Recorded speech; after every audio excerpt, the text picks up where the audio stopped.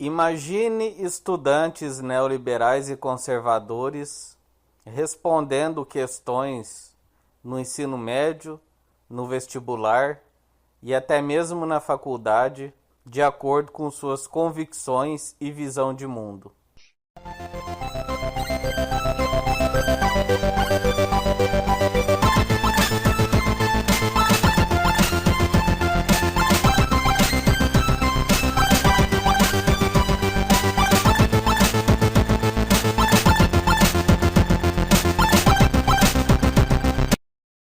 Bem, galera, esse é um vídeo resposta a 2 vídeos que estará aí na barra de descrições. Um dos vídeos é do Não Clique, senão eu tenho orgasmos múltiplos. E o outro é do Rodolfo Salsicha. Lembrando que eu não posso falar o nome desses youtubers, porque senão meu canal pode ser sinalizado. Pois bem, eu estava assistindo a um hangout aí desse Não Clique e, obviamente, falando de marxismo cultural. E agora eles estão revoltados aí com o último jogo Assassin's Creed Syndicate, aonde eles retratam um personagem baseado em Karl Marx e, segundo eles, isso é um absurdo porque está doutrinando crianças mediante a games. Nem vou entrar nesse mérito porque discutir tamanha alienação e tamanha teoria da conspiração não faz sentido nenhum e eu não tenho paciência para ficar discutindo esse tipo de suposição esdrúxula.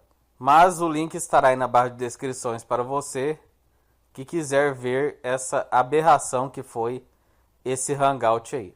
Eu vou me focar aqui no vídeo do Rodolfo Salsicha, porque esse vídeo foi citado nesse hangout do Não Clique, como sendo, em tese, um vídeo que derruba as falácias dos professores de história, tanto no ensino médio quanto no vestibular e também no curso superior, com relação à Revolução Industrial e os males que ela trouxe. Então, antes de entrar no vídeo propriamente dito, vamos ler alguns comentários aqui. Obviamente, vou colocar uma tarja aí no nome das pessoas para eu não ter problemas de direitos autorais. Então, o primeiro comentário. Excelente. Quando meu filho estiver na escola, vai estudar Revolução Industrial por esse vídeo. Outro comentário. Lembro que no fundamental e ensino médio eu sempre ouvia essa demonização e as coisas não pareciam bater, principalmente no que se referia à expectativa de vida. Esse vídeo e todos esses dados deveriam ser obrigatórios em qualquer aula sobre a Revolução Industrial. Até salvei para ver mais vezes e indicar amigos e tal. Você poderia deixar os links da fonte na descrição. Só isso que faltou. Bem, esses são os comentários com mais likes aí no vídeo desse camarada. E o que é preocupante nesse tipo de vídeo refletido aí nos comentários? O preocupante é o seguinte, eu já disse no meu canal e vou repetir, existe um conhecimento acadêmico de história. Qualquer pessoa que tem um mínimo de conhecimento acadêmico, de conhecimento como a ciência funciona, sabe disso. E essas pessoas, na maioria jovens, ao invés de se guiar por livros didáticos, livros baseados em academias, livros didáticos acadêmicos, ficam se baseando por videozinho no YouTube. Como eu disse lá no início do vídeo, já pensou se esse pessoal escrevesse esse monte de besteiras em suas provas no ensino médio, em suas provas no vestibular, em suas provas nas academias? Isso aí ninguém faz. E nem esse Rodolfo Salsicha fez. Porque vir no YouTube falar um monte de porcaria é fácil. Vir no YouTube e falar que todos os professores de história, tanto do segundo grau quanto das academias, estão mentindo para as pessoas é fácil. Agora, ir lá na academia, fazer um doutorado e refutar isso academicamente, eu não vejo ninguém fazendo. Esse Salsicha, pasmem, Ele é doutor em economia. Já deu aula em Harvard. E pelo visto não possui ideia de como funciona uma academia. Não é à toa que eu sempre digo nos meus vídeos: teorias neoliberais, teorias conservadoras, anarcocapitalistas são religiosos. Esse pessoal não se cansa de tentar desmerecer academias, porque as hipóteses deles são tão esdrúxulas, sem respaldo acadêmico algum, que a única forma deles continuarem a disseminar essas ideologias furadas é refutando academias, é dizendo que professores são mau caráteres, que professores são mentirosos, que academias estão infestadas por marxistas, que as academias mentem para você, que a escola mente para você, que os órgãos de ensino mentem para você. E a verdade está com esse pessoal aqui. Eles são detentores da verdade. Então, esse tipo de ataque às academias, esse tipo de ataque às escolas, é patético. Além de demonstrar para as pessoas sérias que buscam algum tipo de conhecimento, que essas pessoas não possuem compromisso algum com conhecimento. Já disse no meu canal, não adianta você fazer videozinho na internet para provar que a academia de história está errada, para provar que a academia de economia está errada, para provar que a academia de sociologia está errada. Se você quer fazer tal coisa, se você quer provar que nazismo é uma teoria de esquerda, se você quer provar que a Revolução Industrial, o que é dito pela história sobre ela é mentira, entre para a academia e refute as teses estabelecidas academicamente com ferramentas acadêmicas. E esse camarada é um doutor. Então, se ele tivesse certeza do que ele está falando, ele poderia fazer outro doutorado e derrubar as teses que ele é contra. Obviamente, ele não vai fazer isso porque ele não quer passar vergonha. Falar um monte de hipóteses sem respaldo nenhum para um monte de pessoas que não leram nada de história na vida, não leram nada de economia na vida, não leram nada de sociologia na vida, é fácil. Eu quero ver você ir lá na academia com essas teses suas e confrontar especialistas. Isso aí você não vê ninguém fazendo.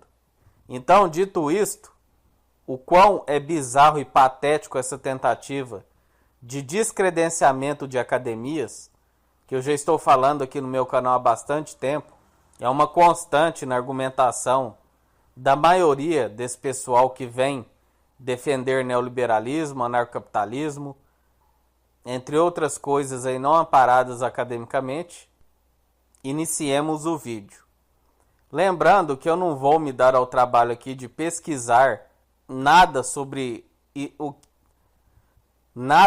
que a Academia de História diz, porque esse vídeo é para desqualificar a academia. Então não faz sentido algum eu trazer teses acadêmicas, perder tempo aqui elencando teorias acadêmicas em vigor na Academia de História, já que o intuito do vídeo desse camarada é descredenciar a academia. Então eu vou fazer uma análise sobre o que ele fala.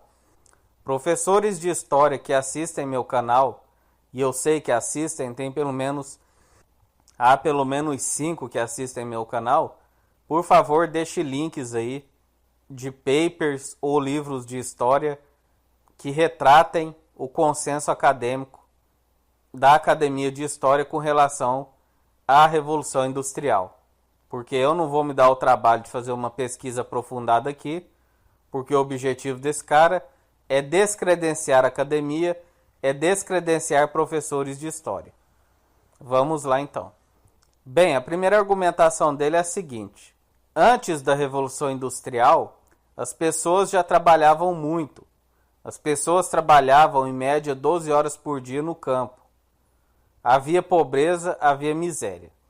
Então, o que piorou essa condição do trabalhador camponês que veio para a cidade?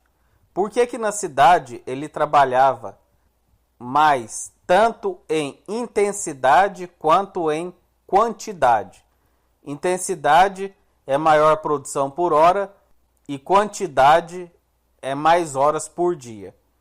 Por que houve esse aumento na intensificação do trabalho e na quantidade de horas? Por uma coisa muito simples. No campo, o camponês, ele trabalha quando o sol nasce e ele para de trabalhar quando o sol se põe.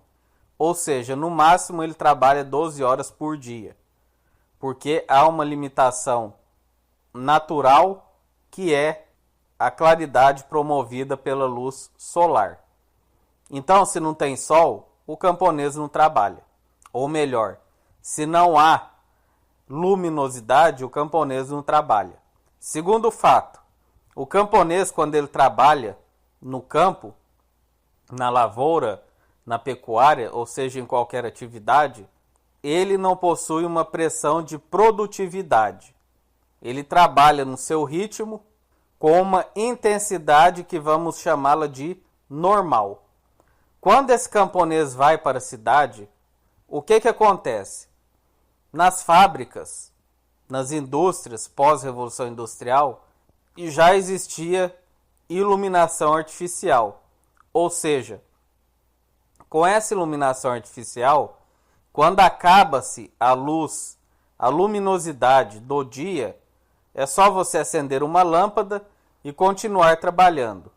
Com isso, esses outrora camponeses, que trabalhavam 12 horas por dia, agora passa a trabalhar 16 horas por dia, porque há essa luminosidade artificial.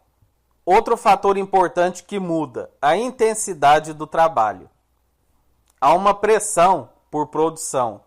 Então, esse trabalhador, ele trabalha de forma mais intensa, de forma acelerada.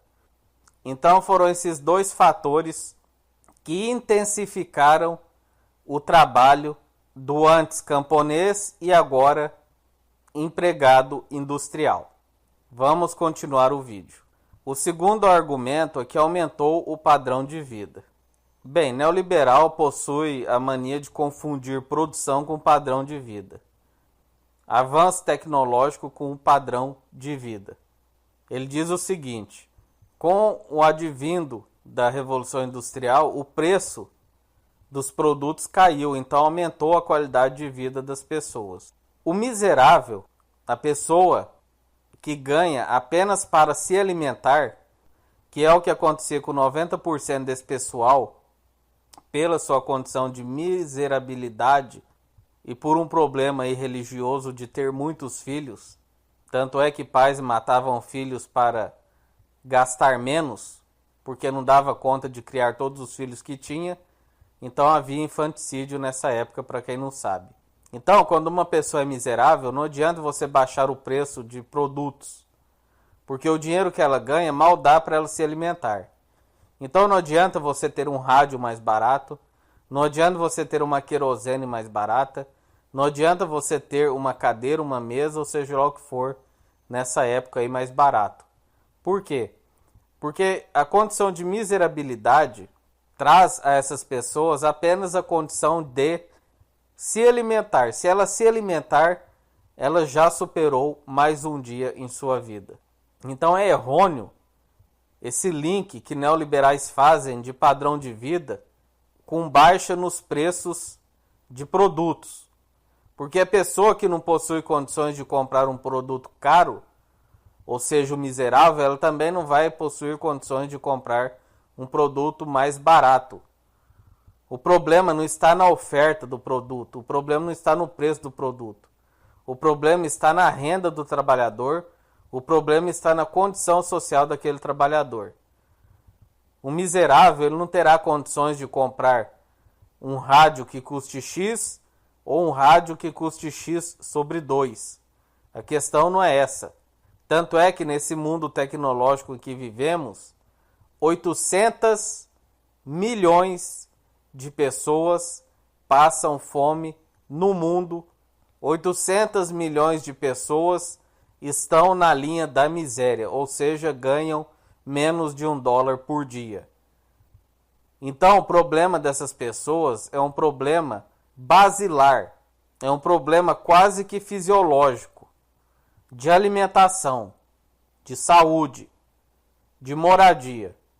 Então, esse tipo de pessoal, não importa para eles se um computador hoje em dia é baratinho, se um televisor de plasma, de LCD, ou seja lá do que for, é baratinho, se um carro é mais barato, se uma bicicleta é mais barata, nada disso importa. Porque essas pessoas, repito, 800 milhões de pessoas estão lutando para não morrer de fome. Assim como nessa época, retratada aqui pelo vídeo desse camarada, 90% das pessoas estavam lutando para não morrer de fome.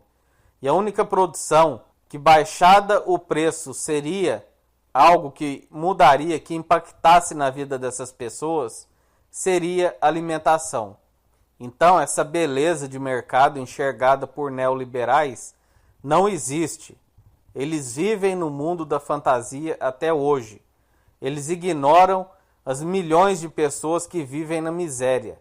O argumento deles é: indústria, livre mercado traz preços menores, mais acessibilidade. Mas eles esquecem das pessoas miseráveis. Eles esquecem das pessoas que nunca terão acesso. Esse é o problema do neoliberal, até mesmo nos dias de hoje. Enquanto há comunistas, social-democratas, entre outros, falando: olha, neoliberal, há pessoas morrendo e a gente precisa resolver esse problema, o discurso deles é: o livre mercado é uma coisa boa porque disponibiliza preços mais acessíveis a toda a população. Então eles ignoram totalmente qualquer tipo de estatística, qualquer tipo de demonstração de miséria que o capitalismo trouxe.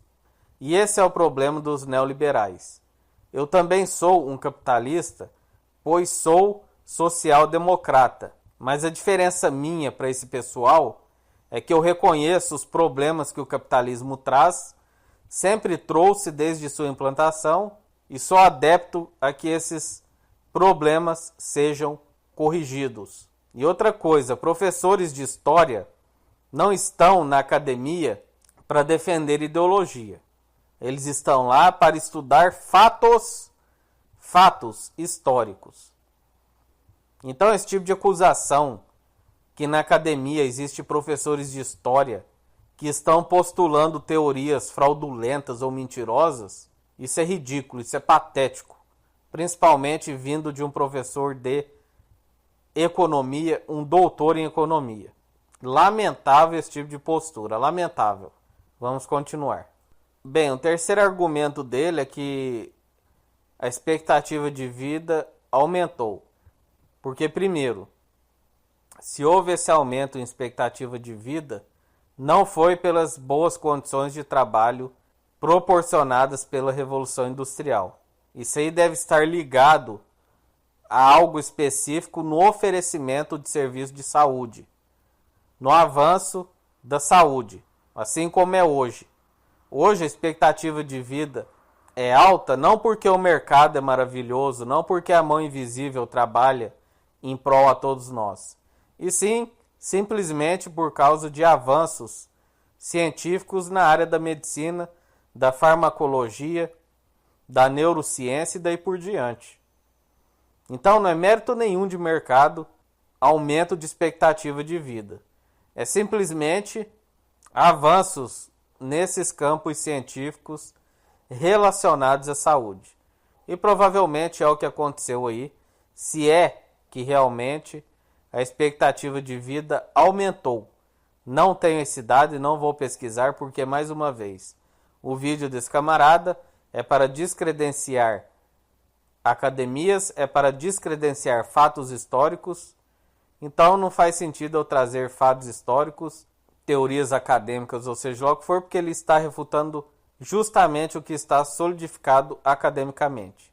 Então, por favor, vocês que são professores de história e me assistem, coloquem os links aí para mim e eu farei um vídeo futuramente trazendo esses links e, obviamente, dando crédito a você. Se você quiser participar do Hangout comigo, você professor de história, para rebater esses temas um a um trazendo seus links, é só deixar aí também nos comentários e eu abrirei espaço aqui para você em um Hangout sem problema algum e eu ficarei muito agradecido a você. Bem, o quarto argumento dele é sobre o êxodo rural. Bem, para quem estudou o mínimo de história sabe que o problema do êxodo rural é o crescimento acelerado das cidades, conhecido como urbanização, surgimento de favelas, surgimento de aglomerados de barracos, crescimento acelerado aonde a cidade não suporta esse crescimento. Esse é o principal problema do êxodo rural. Ele traz como argumento a favor do êxodo rural a tragédia dos comuns, dizendo que no campo as pessoas vivem um problema econômico conhecido pelos economistas de tragédia dos comuns. Já fiz um vídeo sobre tragédia dos comuns, estará aí na barra de descrições para quem não viu. A tragédia dos comuns já foi derrubado na academia de economia na década de 90. Esse cara tá de brincadeira porque ele é um professor, ele é um doutor em economia, já deu aula em Harvard e ele não sabe disso, né? Eu, que sou um leigo na área dele, tenho que vir aqui falar para ele que a tese que ele está usando está derrubada desde a década de 90. É brincadeira esse tipo de pessoal. É brincadeira. Então, você que não sabe o que é a tragédia dos comuns, assista o vídeo aí na barra de descrições. Já falei sobre isso. Essa tese econômica já foi derrubada. E é lamentável um doutor em economia falar que essa tese é uma tese econômica. Não é. Ele ainda diz que o cercamento e o êxodo rural tão criticado nas salas de aula são soluções econômicas, né? Mais uma vez, não são.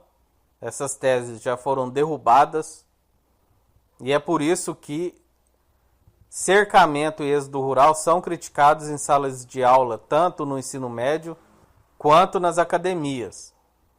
Porque, repito, a academia não é a casa da mãe Joana.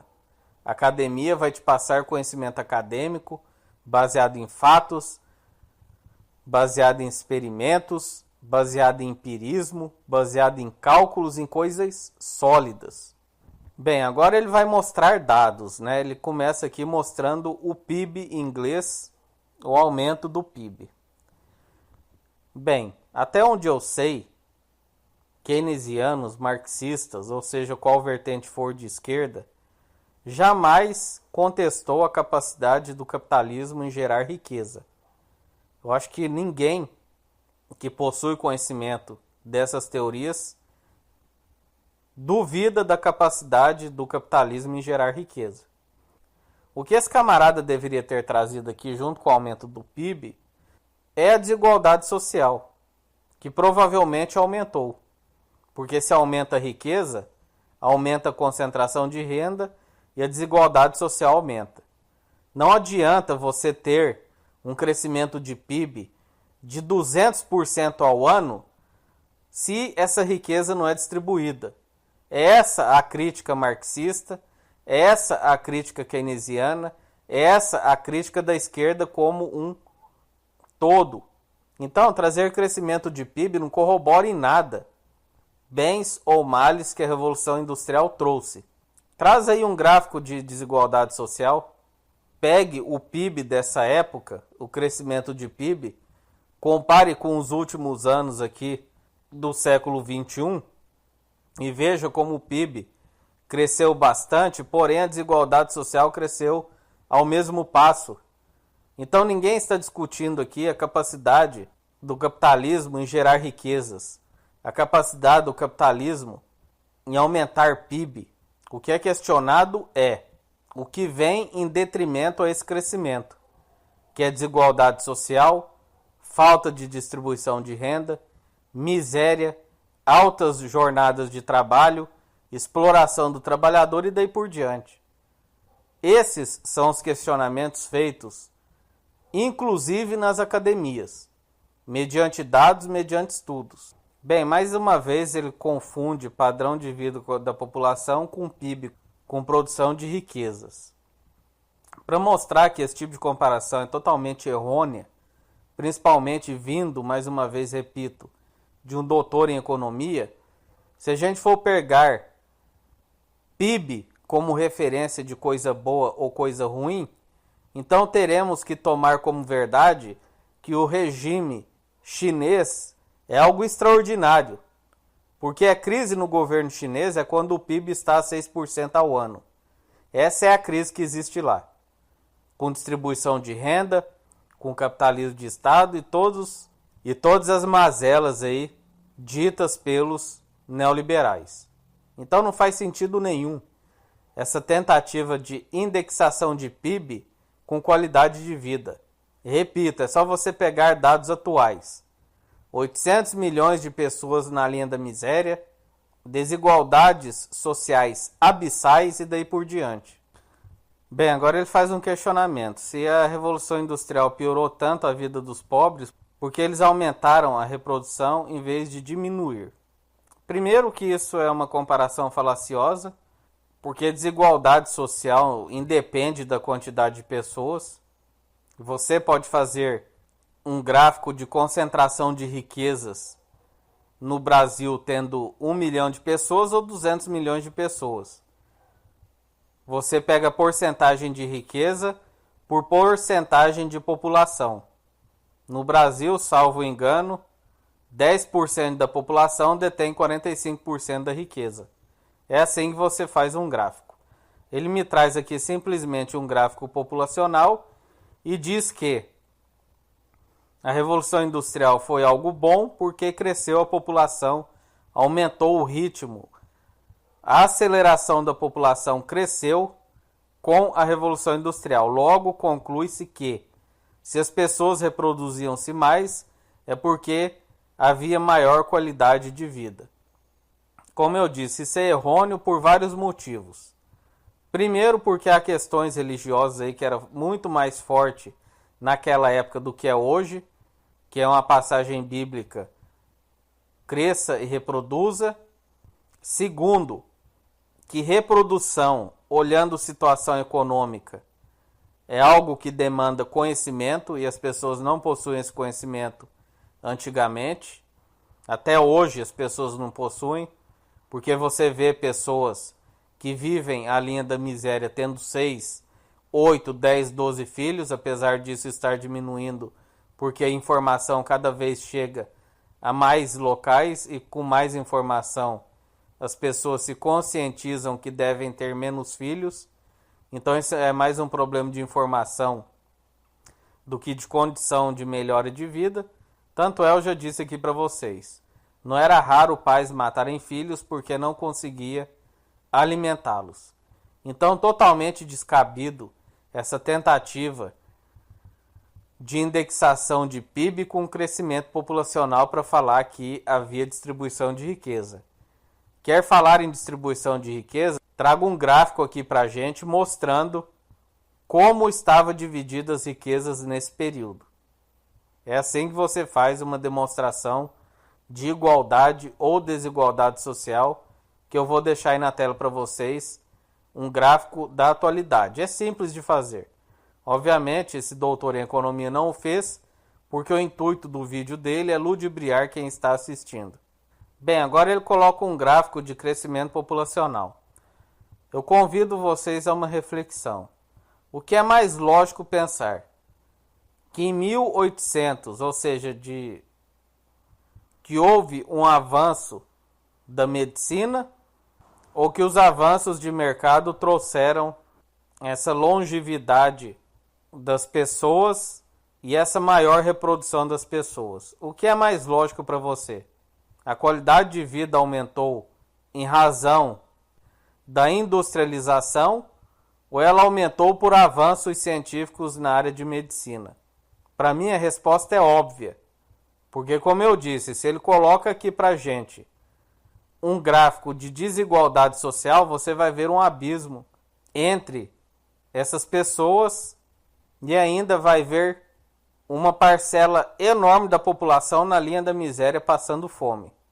Então, doutor, quando for falar em qualidade de vida, traga gráficos de desigualdade social, traga gráficos de miserabilidade, traga gráficos de distribuição de renda, traga gráficos de aumento de renda.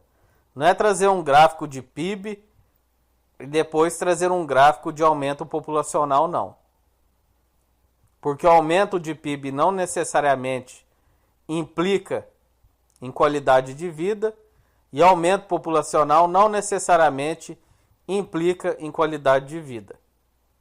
Vide os dias atuais. Bem, por fim ele coloca os dados ali de onde ele tirou essas informações. Mais uma vez, provavelmente esses dados estão corretos, mas as conclusões que ele tira são conclusões não sequitur, ou seja, não há uma indexação, um link direto entre o que ele diz e o que os dados trazem. Aumento de PIB, aumento de população não significa melhoria no padrão de vida, na qualidade de vida das pessoas. Vide mais uma vez a época que estamos. Pegue crescimentos extraordinários de PIB pelo mundo, pegue crescimentos populacionais pelo mundo e você verá que isso não significa qualidade de vida, porque há uma diferença social abissal ainda no planeta, com 800 milhões de pessoas na linha da pobreza, pessoas passando fome, que vivem com menos de R$1 por dia.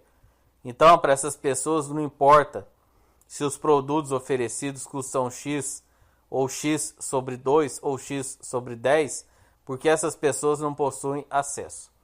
Então, para fechar o vídeo e concluir, obviamente as academias estão certas em criticar esse período, porque as academias fazem suas críticas baseadas em fatos históricos, em dados, em gráficos, em matemática, em demonstrações. E um doutor em economia jamais deveria contestar uma academia. Jamais deveriam contestar cientistas da academia de história, professores, doutores da academia de história, falando que esse pessoal está mentindo por motivo X, Y ou Z. Segundo ponto, é óbvio que quando você compara era industrial com era medieval, com era dos feudos, é óbvio que a Revolução Industrial é uma evolução. Isso é óbvio, ninguém está discutindo isso. Ninguém está dizendo que não deveria haver essa transição do feudalismo para o sistema capitalista, para as indústrias. Ninguém contesta a capacidade do capitalismo em gerar riquezas, em gerar comodidades, em gerar avanços. Tanto é que eu sou um capitalista. Eu não seria capitalista se contestasse tal coisa, se achasse que os feudos era algo melhor.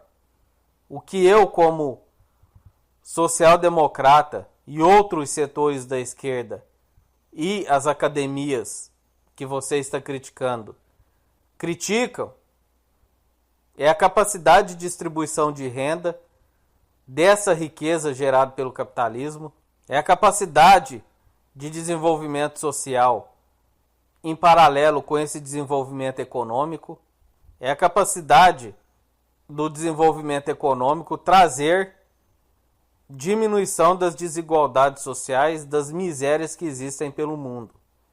Essa é a crítica feita pelas academias e feita também pela esquerda. Então, como já disse muito bem alguém aí, que eu não vou me lembrar o nome, é possível se falar um monte de mentiras falando apenas verdades. E esse vídeo demonstra isso. Tudo que foi dito aqui por esse camarada é verdade, ou pelo menos parece verdade. Creio que seja verdade sim, porque ele colocou as fontes. Porém, ele cria conclusões equivocadas dos dados que ele trouxe. Ele quer contestar conhecimentos sólidos acadêmicos mediante dados esparsos, mediante dados que não possuem um link, mediante dados que não possuem uma interligação. Então, o que está escrito no seu livro de história é verdade. As camas quentes é verdade. As jornadas de 16, 18 horas é verdade. pessoas sendo mutiladas nessas indústrias e fábricas é verdade. Tudo isso que você estuda no seu livro de história é verdade. E é por isso que você estuda essas coisas, porque são conhecimentos acadêmicos.